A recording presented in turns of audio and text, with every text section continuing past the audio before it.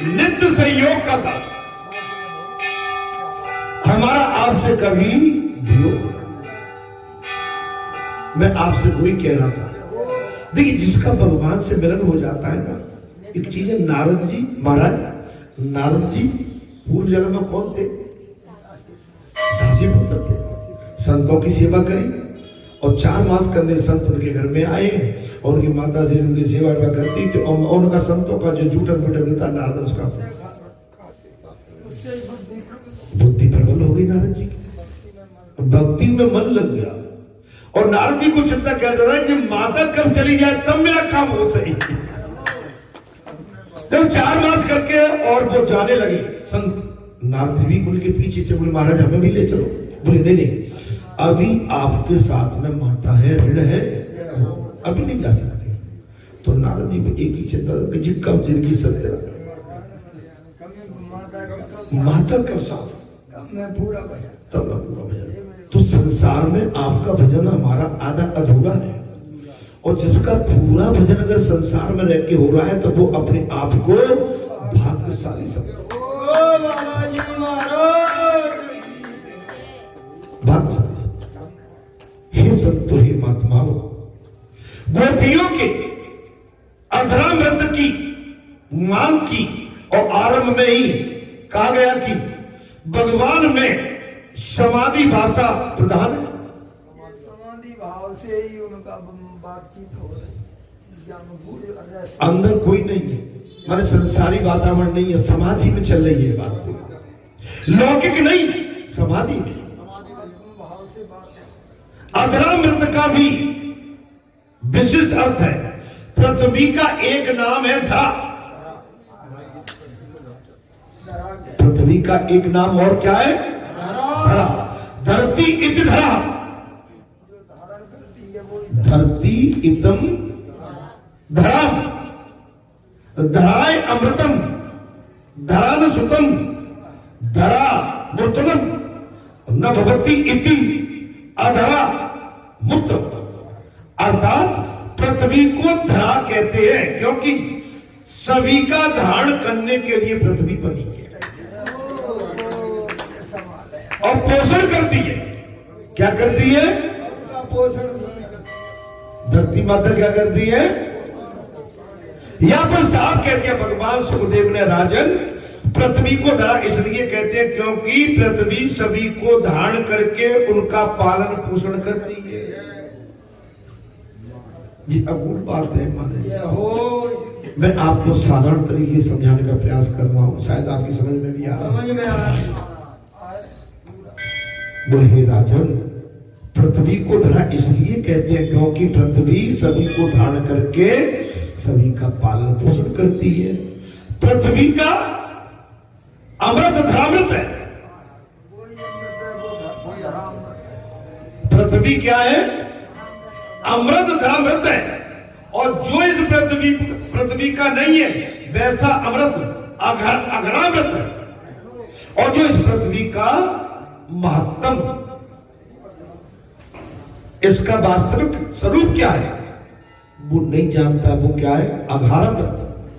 अघारमृत अर्थात अधरामृत का अर्थ हुआ प्रेमामृत, ज्ञानमृत, जिस अमृत का कभी नाश नहीं होता। अधरामृत का मतलब क्या है? जिसका कभी नाश न होता हो। संसार में पता है वो प्रेमामृत और ज्ञानमृत ही है। हे नाथ, प्रभु हमें ऐसा ज्ञानमृत का दान करें कि जिससे पाकर ईश्वर से आपके प्रतिकथा दैत्य का भाव ही न रहे, एक हो जाए। ऐसा हमें वरदान दीजिए, आशीर्वाद दीजिए, ऐसा ज्ञान दीजिए कि आपसे हमें कभी बिछुड़ना नहीं पड़े। संसार में हम सब आए तो बिछुड़ना तो है, लेकिन हमारा मन न बिछड़े। क्या? हमारा मन आप जैसे भक्तों में और आप जैसे भक्तों का मन भगवान में सदैव संलग्न पड़ा। बात जब है आप जैसे परपक्व भक्त, में आपको परपक्व कह रहा हूं, ये मेरे बाबा अगर आपकी परिपक्वता में अगर कोई कमी आई तो फिर हम स्वार्थी कहलाएंगे। आप जैसे परिपक्व भक्तों का मन कभी भगवान के चरणों से कभी दूर ना हो। इस जन्म में तो क्या, कई जन्मों में।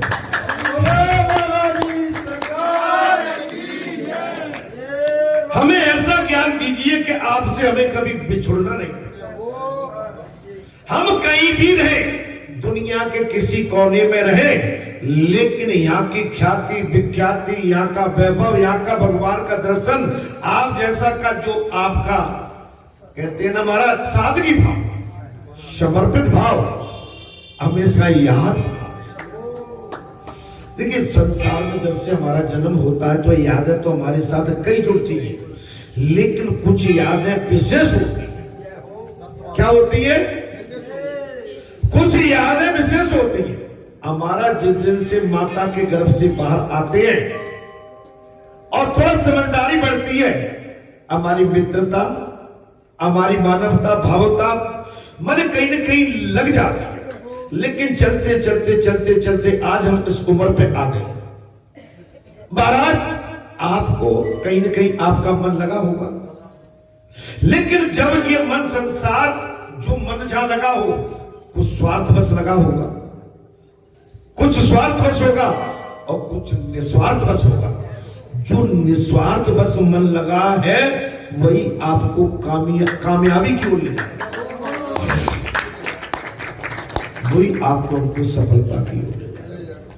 आप समझ लेना, आपने दुनिया के पड़ाव देखे। आज हम प्रातःकाली 3 बजे उठ जाता हूं। आज के दिन में कितने टाइम उठ जाता हूं? 2:30-3 बजे। और मैं जब सभी उठते होंगे, मेरा अकेले कहीं नहीं है। और एवरीडे मेरा है उठने का 4 के बाद में, 4 बजे की एवरीडे है ना। मंगलवार को थोड़ा 1-1.5 घंटे मुझे पहले से उठना पड़ता है। मैं यही सोच रहा था, मैंने ये वृद्ध अवस्था बहुत खतरनाक है। मुझे अपने जो बालपन में जो हमने वृद्ध लोग देखे थे उनकी याद आने लगी। अब समझ में आ रहा है कि वो बूढ़े थे और हम उस समय नवयुग बच्चे थे, और हम उन किलकारियों में मस्ती में बूढ़ों की सुनते नहीं थे। और वो बूढ़ों को आज हमको उनका दृश्य याद आ रहा है। आज हम उनकी चौखट पर, माने उसी जगह जाके हमको भी वो जो वृद्ध अवस्था है वो अब हमको कहीं न कहीं सताने लगी। आप देखिए, कल्पना देखिए, आप केवल हमेशा एक गाजर जैसे घास काट देगा, नहीं भाई मुझे तो कमाना है, खाना है, और ये जोड़ना है, वो जोड़ना नहीं। आप अपने आप को समझो कि आपकी स्थिति आके कहां खड़ी हो। अब आपका जिस संसार में गाजर घास काटना ठीक नहीं है। मैंने एक चीज और कही थी, छोटे बनोगे तब बड़े बनोगे, बड़े बन के बड़े नहीं बन सकते। आप जितने छोटे बने रहोगे तो आपका कद कई गुना अपने आप। मैं तो बड़ा आपसे स्पष्ट कहता हूं, धन्यवाद। छोटे बनो। हनुमान जी पूरा जीवन शिवा में निकाल दिया। आज कल युग में पूरा संसार उनके चरणों में पड़ा। वो नहीं चाहते कि आज का संसार भी मुझे बड़ा माने, लेकिन भाई वो नहीं चाहता था जगह में कब संकट मोचन ना हो। आज ये उनके परमात्मा की धरोहर है। संसार क्या है? और परमात्मा के धरोहर को हनुमान जी केवल सेवा के भाव में लेके इसकी सेवा कर रहे हैं संसार की। आप सेवक बन के जियो, स्वामित्व के चक्कर में पड़े मारे जाओगे, मार जाओ। आप अपने आप को देखो कि आप जब माता के गर्भ से आए थे तो आपके तन पर वस्त्र नहीं थे क्या? वस्त्र कहां मिले? दूध कहां मिला? माता के स्तन से संसार। अंदर क्या, जब तक शिशु अंदर था क्या दूध मिला क्या उसको? आप गहरी बात, आप कभी चिंतन नहीं करते। मैंने कहा ना, हम घर में भी अकेले नहीं रहते। आपको जो होगा, मैं कोई पुस्तक पढ़ता हूं, मैं हाथ उठा के देखा कोई पुस्तक नहीं है, एक आध कभी ऐसे इलाके में देखता हूं क्या और लगा रही तो बहुत बड़ी मोटी है, हटा मेरा। अगर पुस्तक भी मैंने कोई खोली, मैं एक शब्द पकड़ लेता हूं। क्या करता हूं? हम चलते चलते रास्ते में भी शब्द पकड़ लेते हैं। हम समाज बैठा हो, अच्छा शब्द कोई आ गया, उसको हम पी जाते हैं।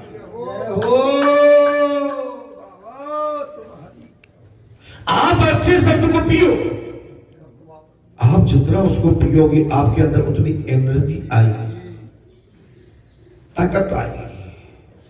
सीखो उस शब्द से, उस शब्द से सीखोगे तो महाराज आपकी एनर्जी कई गुना हो जाएगी।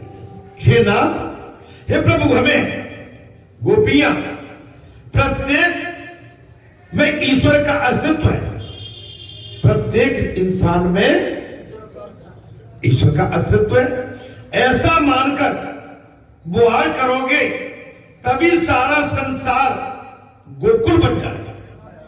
आज हमने अभी क्या कही थी कथा बैठने से पहले? हमने कहा था कि संसार को भगवान का स्वरूप मानो। कथा में हम जब बैठे थे कि संसार किसका है? भगवान का।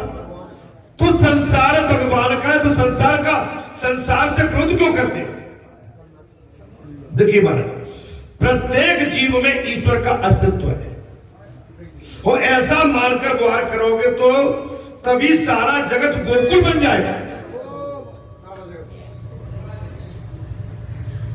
भाई एक भैया नहीं महाराज, अब एक के पीछे हम 4 भैयों को अलग नहीं कर सकते।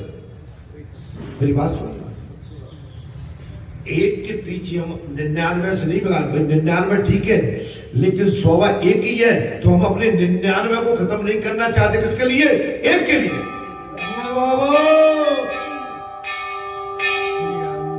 पुजारी जी, आप क्या भाई हो? 5 हो, तो 5 भाइयों में 5 एक से तो नहीं हो भाई। एक आध ऊपर नीचे चलो, मेरे जैसा ही कोई नीचे ऊपर है हुआ, तो मेरे जैसे ऊपर नीचे के पीछे 4 का क्यों नुकसान करते हो? मैं कुछ ऐसे कह रहा हूं, हमें ध्यान नहीं। हाँ, संसार में जो मनुष्य आया, किसी के अंदर अहम होता है, ईगो होता है, और जो अहम ईगो क्या है कि खतरनाक होता है। ये परेशान कर रहा है, खुद को भी परेशान करता है, सामने वाले को भी परेशान करता है। तो मेरा बड़े विनय भाव से प्रार्थना है कि अपने जीवन को सादगी से निकालें। परस्पर देवो भव, परस्पर देवो भव। गोपियों को सांसारिक सुखों की कोई अपेक्षा नहीं थी। गोपियों को सांसारिक सुखों की कोई चाहत नहीं थी। क्या बात चल रही थी? गोपियों को कुछ नहीं चाहिए। अच्छा, हमें तुम्हें संसार के सुख चाहिए। अरे यहाँ आने के बाद, अच्छा आप तो मेरी माता है, कई पीले वस्त्र पहन के आई है भगवान।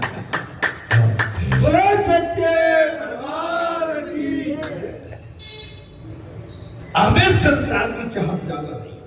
देखिए, दोनों वक्त का भोजन आपको हमको मिल रहा है। मैं घर परिवार में नहीं चाहता हूं कि यहाँ के कारण आपके परिवार में फूटन पड़े। आपकी कामयाबी, आपकी विवेकशीलता, आपकी ज्ञान बुद्धि तब अच्छी लगेगी, तब घर को भी साधे रहो और अपने सदमार्ग को भी साधे रहो। आपने घर को नजरअंदाज किया, तुम्हारे आपका विरोध खतरा हो जाए घर के अंदर। आपको घर में, परिवार में, समाज में, राष्ट्र में भी जीना टाइम पर, लेकिन उनमें लिप्त नहीं होना। क्या नहीं होना है? उनका रंग न चढ़ पाए। हम कोयला की खराद से निकले तो सही, लेकिन अपने वस्त्रों को समेट के और बढ़िया से धीरे से निकल के उसका दाग न लगे। ये संसार कोयले की खान है हमारा। गोपियों को सांसारिक सुखों की कोई अपेक्षा नहीं थी। ये तो सभी लौकिक सुखों का त्याग करके ही आई। अलौकिक त्याग है कि नहीं? आपकी निद्रा का त्याग, आप ठंड जाड़ा कुछ, गर्मी सर्दी बरसात कुछ नहीं देखते। और 5, 7, 10 घंटे बैठते हैं तो शारीरिक ये भी त्याग, ये आपका योग है। आप समझिए 4, 5 बजे जब परिक्रमा करते हैं तो जो कपड़े लाद के आते, घर से कपड़े उतार के फेंकना पड़ते हैं क्योंकि शरीर के अंदर गर्माहट आ जाती है। आप ब्रह्म मुहूर्त में 5 बजे परिक्रमा करते हैं 1.5 किलोमीटर की। देखिए योग का योग, कर्म का कर्म और धर्म का धर्म। तो आपको हमको जी अपनी वास्तविकता पर ध्यान देना पड़ेगा, तभी लौकिक सुखों का त्याग करके आई थी। आप सब लौकिक सुख, नींद किसको अच्छी नहीं लगती? नींद किसको अच्छी नहीं लगती? एक दिन कुछ बालक बोल रहे थे, बोले ताई जी बताओ तुम कभी 7 बजे तक सोई हो क्या कभी? तो हमसे कहा नहीं। बोले तुमने क्या जवाब दिया? बोले बेटा जिस दिन से मैं घर में बहू बन के आई हूं मैं तो 3-4 बजे उठी हूं हमेशा। बोले क्यों? बोले संयुक्त परिवार में आई 4 सासें थी, एक अजिया सास और 50-60 आदमी का परिवार। तो पहले छठियां चलती थी, देख लो हंस रहे हो। बोले छठियां चलती थी तो सुबह उठ गए।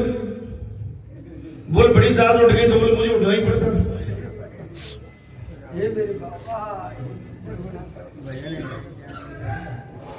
बोले ताई वो तो ठीक है लेकिन तुम तो ताऊ के साथ नौकरी में बहुत रही हो, अफसर रही दाद में तुम्हारे। अरे ताऊ की तो और मत मुझे।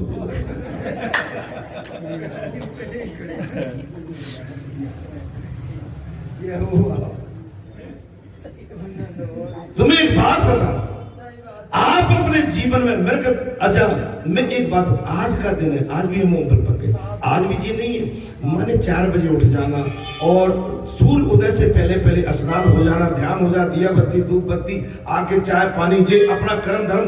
अगर कोई आ भी 11 बजे घंटी बजाई तो 9 बजे बैठे चल भैया कहां चल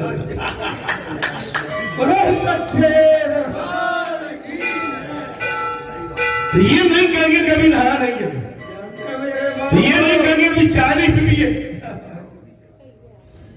आप समझ लो, ये समय की कीमत जिसने पहचान ली वो सफल है। और दादी में कोई मेरी वृद्धि बालपन से ही जल्दी उठने की, मैं कोई ऐसा नहीं, मैं अभी बालपन से मुझे जल्दी उठना और वो मुझे अच्छा लगता है और आप सबको भी अच्छा लगता होगा। तो जब आपके अंदर ऐसा त्याग भाव आ जाए, आपके अंदर जब नींद को छोड़ दो, माने जी है गर्मी सर्दी मत देखो, पसीने को निकलने दो। अब किसको नहीं अच्छा लगता भाई? आप भी सब अपने कूलर पर गर्मी में कूलर पंखे एसी के अंदर विश्राम करते होंगे, लेकिन जब कथा चलती है सब त्याग देते। तो भगवान के लिए त्याग करना, क्या करना पड़ेगा? और भगवान के लिए जब तक त्याग नहीं करोगे, भगवान से प्रेम नहीं होगा और आपको सफलता भी प्राप्त नहीं होगी। तो पहले त्याग करो।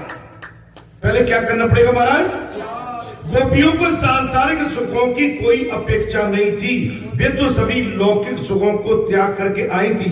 उनकी मांग लौकिक अमृत धरामृत की नहीं, अधरामृत लौकिक अमृत की है। ये नाथ मैं ऐसा ज्ञानमृत चाहती हूं।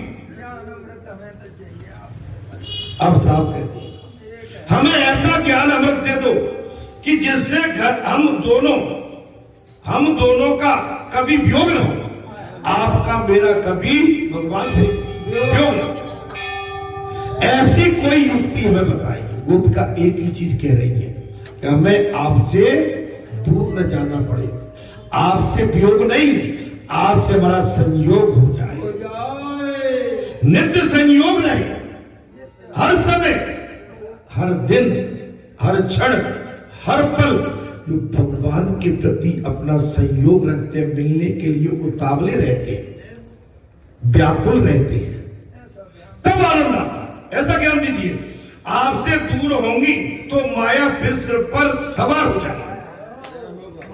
फिर सताएगी हमसे सवार हो। अरे बालाजी धाम में आपको हमको 2 दिन, सप्ताह में 2 दिन जो है ज्ञान अर्जित और सत्संग, वीक में 2 दिन। आप 1 महीने मत आओ, मैं आपसे कहूंगा महाराज, वैसे ही तो थके थके से दिखते हो आप, वैसे माया और बुद्धि देगी, मारे और मैं वैसे ही कहता हूँ ये भैया, मेरे मामा वैसे भी आप कभी कभी थके थके से दिखते हो। 1 महीने के बाद तो महाराज आप पता नहीं क्या करके दिखते हो।